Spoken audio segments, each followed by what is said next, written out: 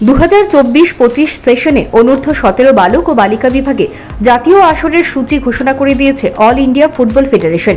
দুটো আসরেই অংশগ্রহণ করবে ত্রিপুরা দল। এর লক্ষ্যে ফুটবলারদের বাছাইয়ের জন্য ত্রিপুরা ফুটবল অ্যাসোসিয়েশনের উদ্যোগে ডাকা হলো দুদিনের এক ক্যাম্প। এই ক্যাম্পের ট্রায়াল শুরু হলো শনিবার থেকে উমাকান্ত স্টেডিয়ামে। নির্বাচনী শিবিরের প্রথম দিনে ছেলেদের 90 জন এবং মেয়েদের 35 জন অংশগ্রহণ করলো। এদের মধ্যে থেকে উভয় বিভাগেই 30 জন করে বাছাই করা হবে। এরপর তাদের CRS করে চূড়ান্ত দল বাছাই করবে রাজ্য ফুটবল সংস্থা। পুরো বিষয়টা মিডিয়ার সামনে তুলে ধরলেন কোচ শোভেনজিৎ সিনহা।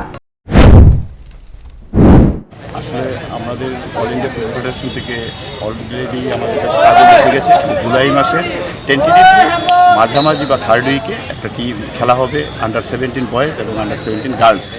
তো গার্লস এবং বয়েজ তো আমাদের এই মাসের 12 তারিখ থেকে ওপেন হবে CRS করাটা। তো আমাদের এক মাস আগে CRS করতে হবে। আমরা মোটামুটি ছেলেদের থেকেও 30 জন, মেয়েদের থেকেও 30 জন বা 35 জনের মতো আমরা সিলেকশন করে রাখবো এবং সবাইকে CRS করব।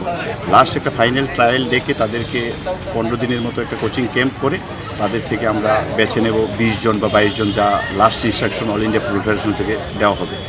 তো আসল কারণ হচ্ছে CRSটা করতে হয় আগে।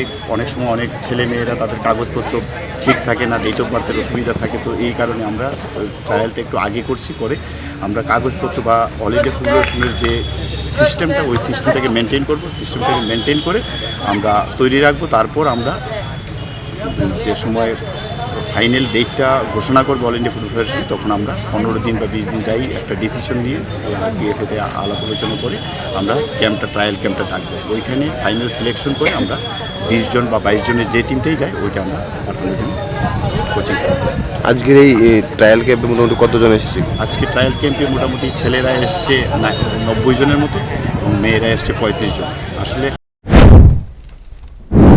জাতীয় আসর হবে জুলাই মাসের মাঝামাঝি সময়ে। আসরে অংশগ্রহণ করার লক্ষ্যেই এই শিবির শেষে CRS, এরপর চূড়ান্ত দল ঘোষণা হবে, যাতে উভয় বিভাগেই 20 জন ফুটবলারকে বাছাই করা হবে।